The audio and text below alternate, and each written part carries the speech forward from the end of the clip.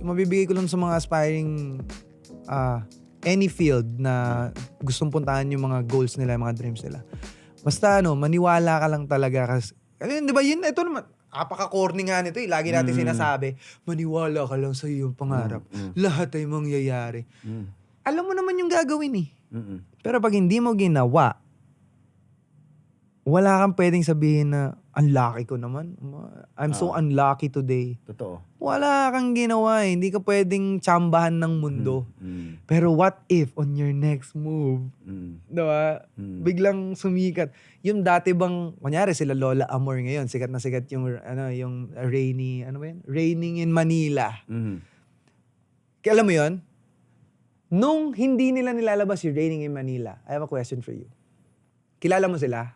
Prior to Raining in Manila? Hindi, di ba? Pero nung lumabas yung Raining in Manila, kilala mo sila? Kilala ko na rin sila eh. Ginawa nila yung work? Hindi. Ginawa. Nung ginawa nila yung work, on that next move, kilala natin silang lahat.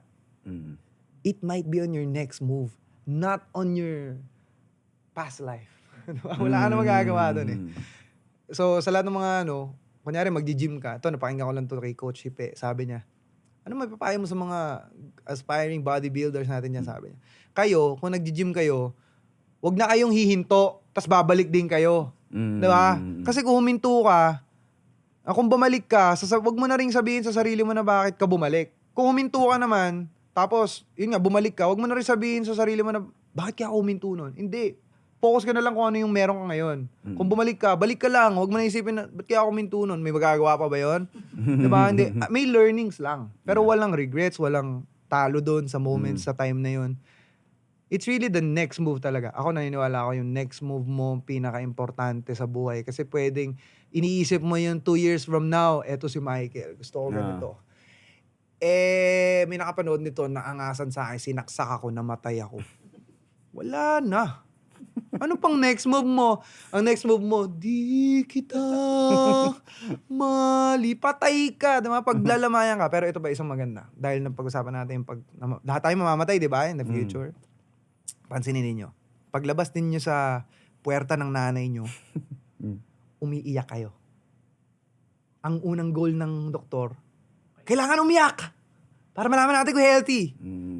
Pag namatay ka, ang huling gagawin sa'yo, iiyakan ka. So, it's a cycle. So, kung naisip mo na iiyakan ako bandang huli, ang goal ko ngayon, maraming umiyak sa akin because of the help na naibigay ko sa kanila. And that's why we're doing this again, the MML, the podcast, M-Music Live, the podcast. We are live here dito sa MML Studio. Gusto ko talaga. Gusto ko maibigay sa inyo doon ng walang wall. Gusto ko makapasok kayo dun sa hirap talaga. Kasi mahirap talaga. Hindi madali yung life. Mangarap lang kayo. Sobrang medyo nagiging emotional ako kasi ang dami kong gustong gawin na sana magets nyo. Kasi pag nagets nyo, promise, iiyak kayo pag namatay ako. Yun eh. Iiyak kayo. May iiyak kayo sa akin. Parang, nakakahinayang naman, namatay siya agad. Dami ko pa matututunan sa kanya.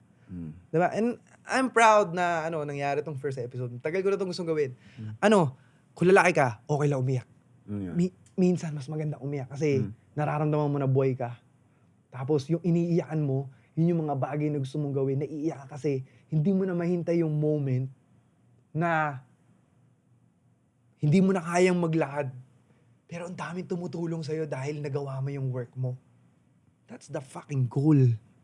Diba? Hindi yung kailangan may 3 million TikTok views. Nothing against them, but you can be more. Yeah. You can fly more. You can be whatever you want to be. It's just that hindi mahirap. Hindi madali. Mahirap yung work.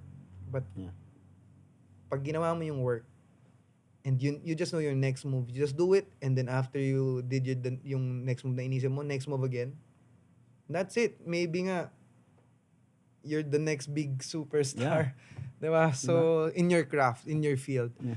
So, iwanan ko lang kayo sa lahat ng pinag-usapan natin. Darating yung panahon, wala ka nang kakampi. Sarili mo lang. Mahalin mo yung sarili mo. Bigay mo yung nararapat sa sarili mo. Kung rest man yan, you rest. Kung work man yan, you work. And you always pray. You always seek for help and guidance. Minsan natatakot lang tayo umpisahan kasi masyado tayong takot doon sa, ano kayo sasabihin? Ano kayo mangyayari? Hindi.